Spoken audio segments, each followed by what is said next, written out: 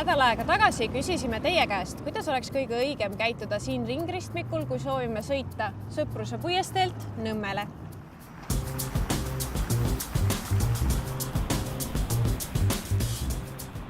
Milline on tüüpiline ohusituatsioon ringristmikul?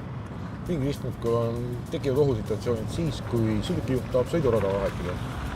Ta ei ole ohtlik siis, kui sõidukijuht veendub, et see on ohutu ja teised ta läbi lasevad, aga kui teine juht, kes kõrvalraja sõidab, talle teed ei anna, siis tekivad ohud.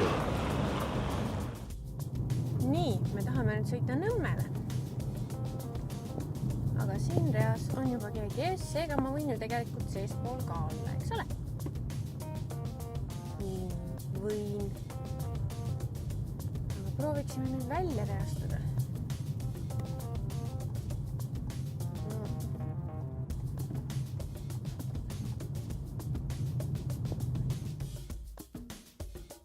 Aga kui nüüd juhtub niimoodi, et ma jään oma reavahetusega lootusetult hiljaks ja ma enam ei jõua reastada niimoodi, et ma saan sinna õigesse kohta välja sõita Nõmmele, mis ma siis peaksin tegema? Siis on mõistlik jätkata liikumist sisemisel sõidurajal, teha praktiliselt ära terve ring, reastuda siin välimisele sõidurajale ja siis saab juba rahulikult Nõmme poole välja sõita. Sõpruse puieste poolt tulles on esimene märk, mida me näeme siin. Ja see märk näitab seda, et välimiselt rajal saab sõita Akadeemia teele ja 2 sõidurada lähevad edasi Nõmme poole. Aga juhtideni jõuab see informatsioon alles sellele kohal ja siis hakatakse siin ümber reastama.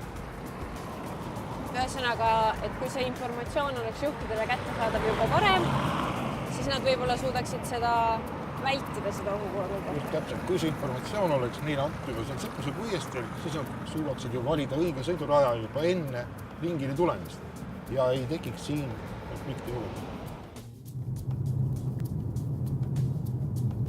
Nüüd Sõpruse puiesteelt Nõmmele sõites on mul kõige ohutum ja lihtsam valida välimine sõidurada, sellepärast et sealt võin ma välja sõita igast väljasõidust, aga Nõmmele välja sõites ma rada vahetama ei pea.